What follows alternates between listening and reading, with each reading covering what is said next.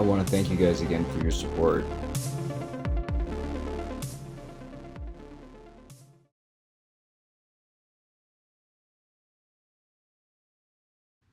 So we're going to talk a little bit about amusement parks. And amusement parks are pretty interesting, especially at the beginning of the 20th century.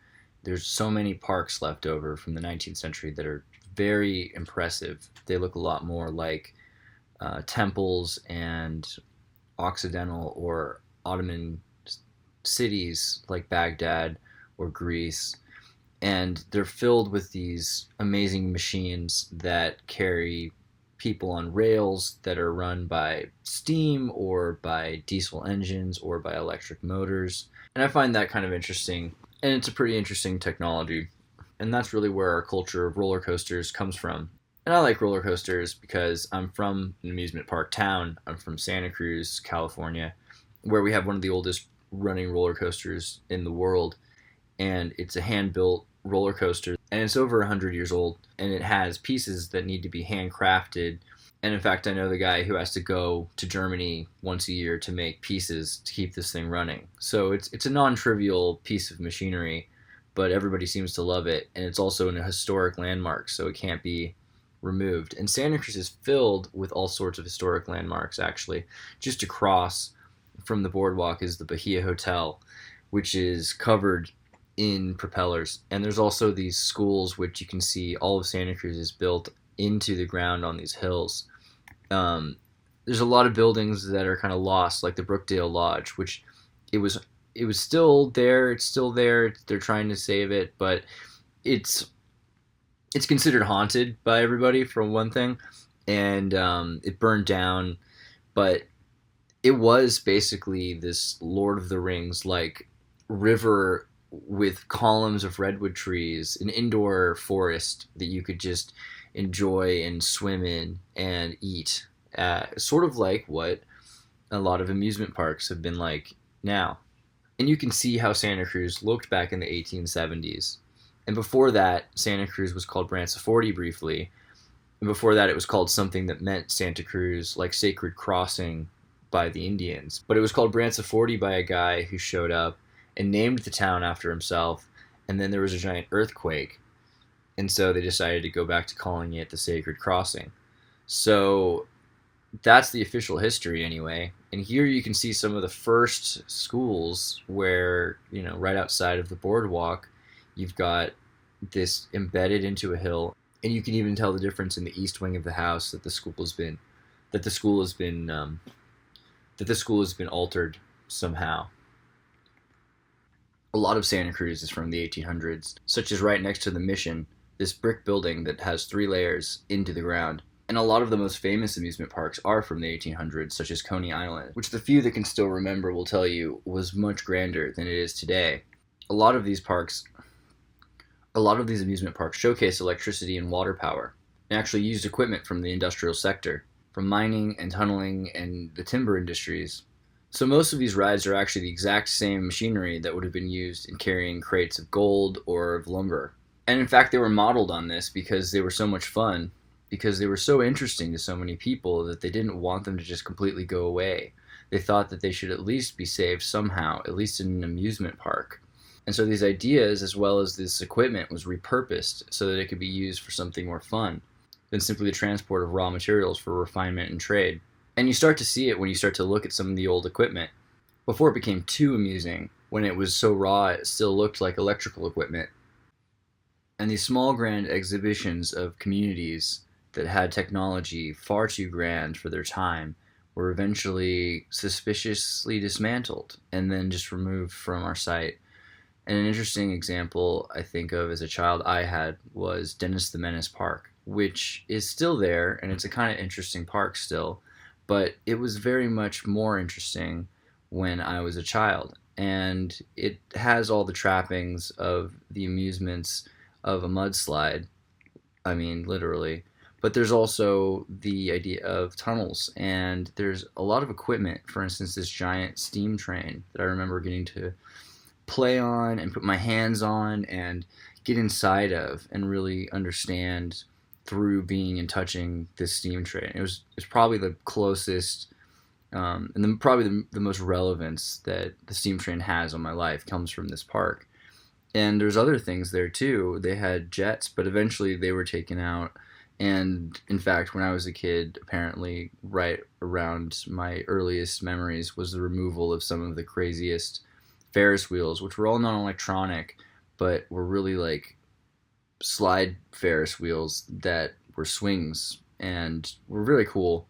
But they even replaced it with a little castle, which I thought was interesting. And we were talking a lot about these world fairs that were showing off the Tartarian civilization to the world. And it's an important fact that Walt Disney visited the World's Fair of Chicago. And its impact on Walt Disney cannot be underestimated. And it was supposedly the World Fairs which inspired Walt Disney to build an amusement park of his own. And I want this video to focus mostly on amusement parks, so I'm going to steer clear, at least for now, about some of the other aspects of Walt Disney's life, colorful as they may be, and his favorite styles of art, and injected his artwork with the iconography of the Tartary, something impossible to ignore today. Though it is a fact that Walt Disney had the Orange Grove dug out in Anaheim in order to build his parks, particularly the Jungle Cruise ride around the Four Black Bells. However, Disney's capacity to have Disneyland constructed cannot be understated. Beyond Walt Disney's fascination with the mythical land of Tartary, Walt Disney, who was not an artist himself and could never actually draw, had another skill entirely, the ability to organize an army of builders. More than his part as figurehead, he was the leader of a great team that worked to uncover the secrets of how the Great Lost Civilization had existed and functioned. So, don't underestimate the architects, because it does take a certain amount of hubris in order to know the tools without hurting yourself. And I bring this up because clearly Walt Disney knew the tools, or at least enough about where they were, in order that they let him do this for so long. Because maybe somehow his understanding of this technology gave him the right, according to somebody at least. But inspired by the World Fair and his personal interest in Tartaria, Walt Disney decided to build Disneylandia, starting of course with Main Street, which led up to his own Disney Castle. And he called it Anytown, USA. And supposedly Anytown, USA is modeled on his hometown, Marceline, Missouri, but we'll get back to that later. And Walt Disney had Anaheim's orange groves dug out, and he had tunnels put in, and some parts flooded with moats and crocodiles, surrounding his temples. And he began reconstructing these great cities that had been lost. And though Disney is known for a lot of ride creation today, originally Disney spent most of its time in construction and assembly of other amusement rides which they had purchased from other parks. Walt Disney's favorite was the monorail, which he had seen at the World's Fair and had needed to have, and had purchased and let sit for a decade waiting.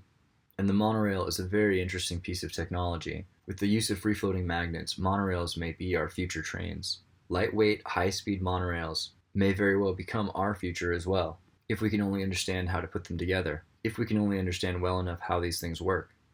And that brings us into WED Enterprises, Walt Disney Imagineering Research and Development Incorporated.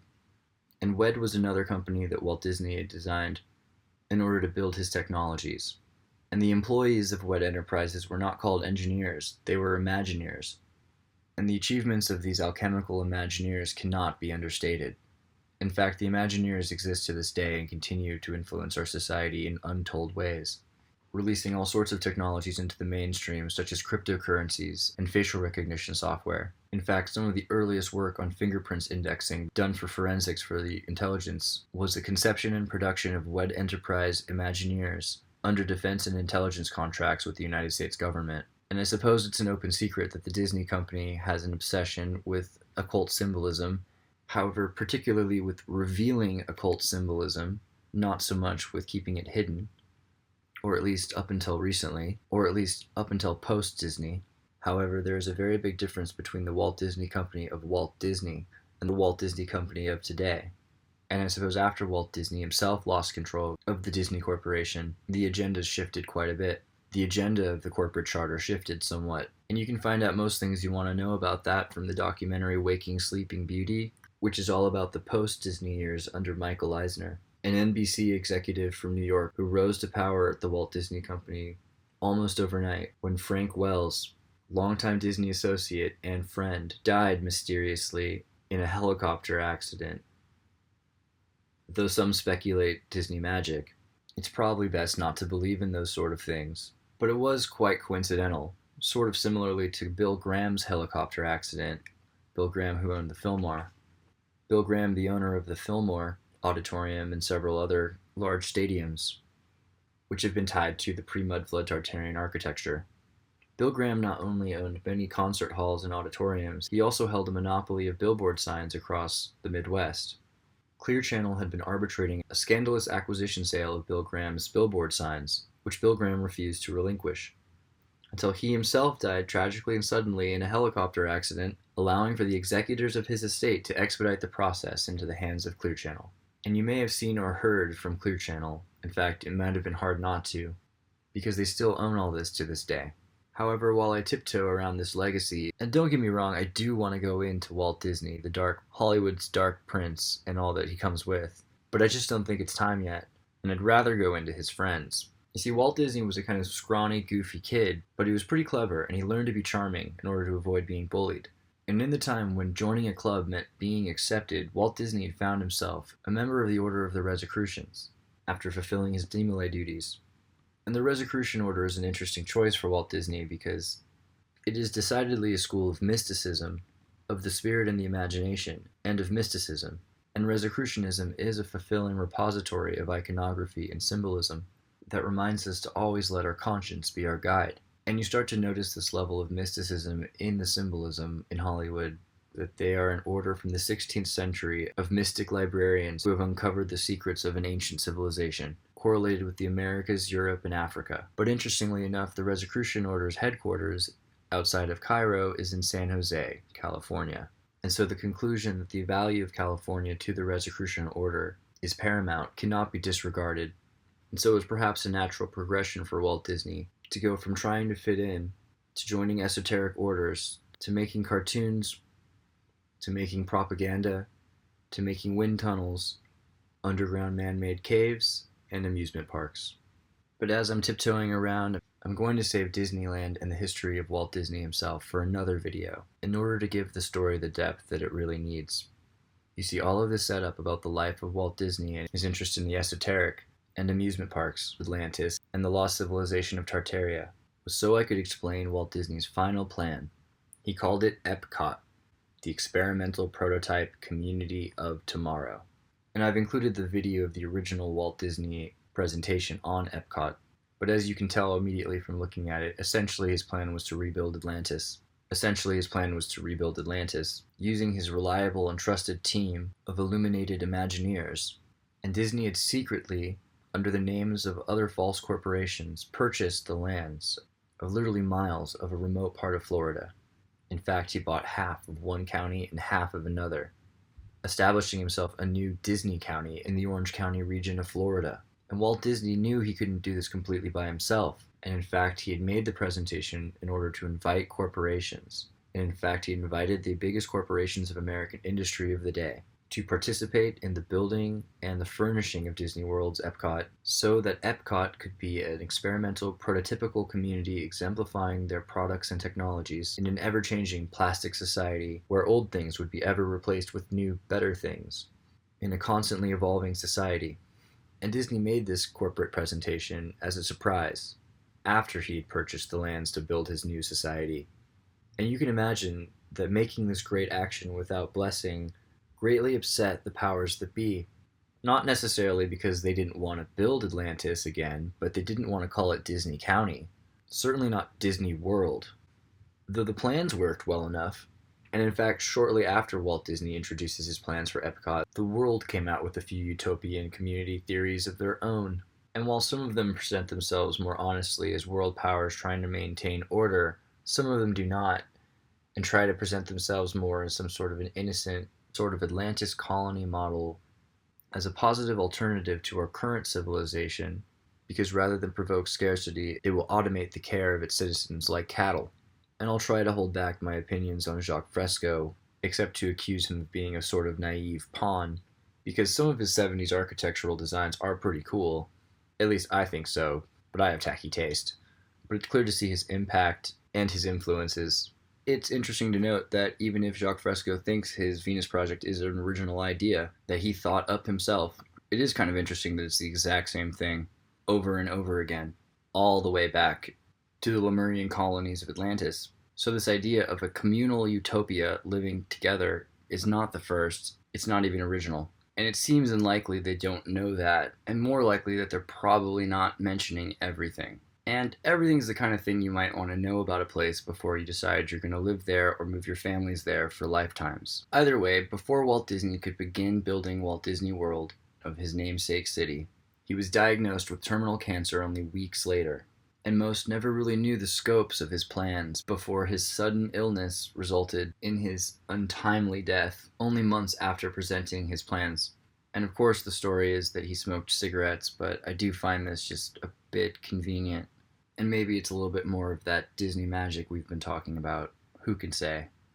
Certainly not I.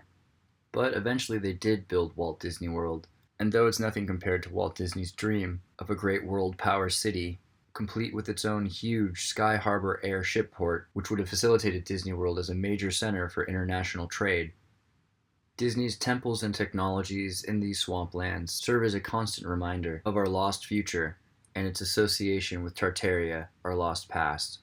And of course there are theories that Walt Disney isn't dead, not that he's walking around like Elvis Presley, but that Walt Disney was cryogenically frozen.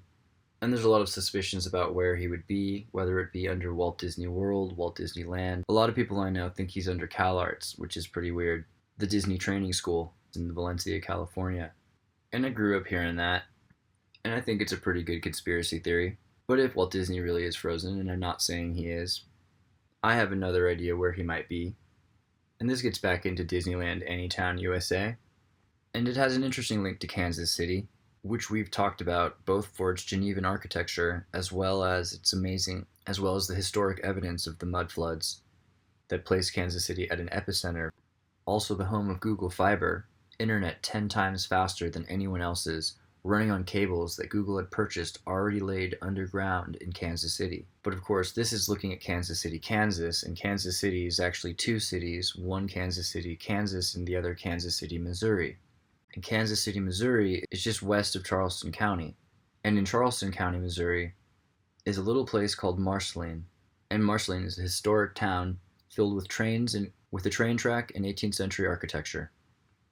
And the region has historically been hit by devastating floods, and in fact still is to this day. And though many of the more fabulous pictures from the early 20th century show people in boats canoeing through the streets, even earlier pictures show a far more alluring attribute, the evidence of mud. In fact, floods and mudslides are so common in this area that seemingly every generation, the major record-keeping facilities are destroyed, leaving people to return and start again, as if nothing ever happened. And the reason why this interesting example of the mud flood history in Marceline is important is because Walt Disney claimed to be from Marceline, Missouri, and in fact, in building Disneyland, had modeled Anytown, USA on his own hometown's main street, Kansas Avenue, in Marceline, Missouri. And he did end up buying that red building, and yes, it does have a basement, and it even maintains its own generator, built by the Imagineers at WED Enterprises. All just outside of Kansas City.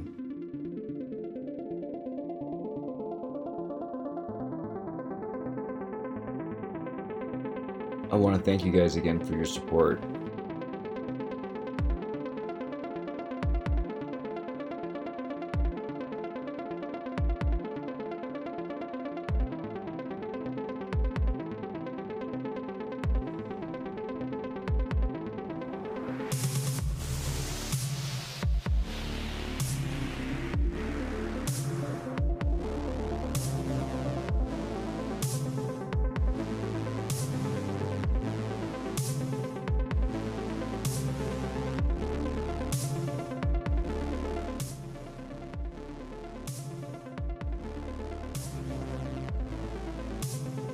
I want to thank you guys again for your support.